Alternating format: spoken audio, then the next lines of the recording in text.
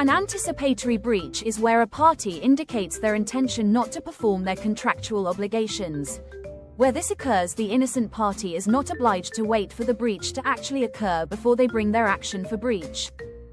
This position of the law was established in Hochster v. de la Tour, 1853.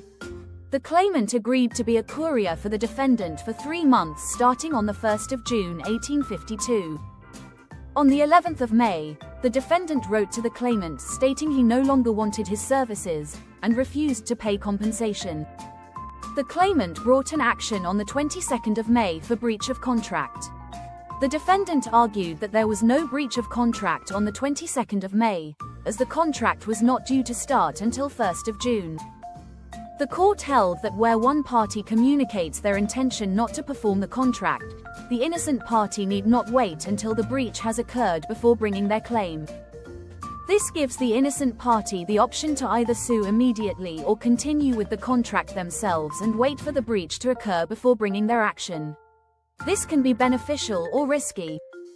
In White and Carter v. McGregor, 1962, holding out to sue proved beneficial. The defendant's sales manager entered a contract with the claimant for them to place adverts on bins for a period of 3 years. The agreed price was payable by 3 annual installments, and if one of the payments was late, the whole price became immediately due. The defendant had not authorized the sales manager to enter the contract and phoned the claimant on the same day as the contract had been made, telling them that he did not want the advertising. The claimant ignored the defendant's communication and arranged for the advertising plates to be made up and placed on the bins. The defendant refused to pay the first installment, and the claimant submitted a bill for the full 3 years of advertising. The House of Lords held that the claimant was not obliged to accept the breach of contract and could continue with the contract. They were thus entitled to full payment for the 3 years advertising. However, in Avery v. Bowden, 1855, in waiting for the breach, the defendant lost their right to sue. The claimant was to carry cargo for the defendant. The claimant arrived early to collect the cargo, and the defendant told them to sail on as they did not have any cargo for them to carry and would not have by the agreed date. The claimant decided to wait around in the hope that the defendant would be able to supply some cargo. However, before the date the cargo was supposed to be shipped, the Crimean War broke out, which meant the contract became frustrated. The claimant therefore lost their right to sue for breach.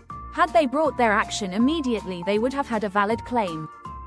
In summary, an anticipatory breach is where a party indicates that they will not perform the contract before the performance is due.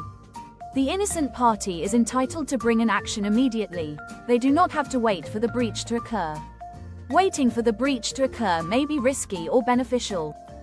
This video is part of a series of videos on law from www.e-lawresources.co.uk. Please subscribe to our YouTube channel www.youtube.com/@e-lawresources. It's free to do so and will help us to keep providing these videos. Check out our website, which provides lecture outlines and case summaries. See also www.elawrevision.org.uk for revision games and quizzes. Thanks for watching.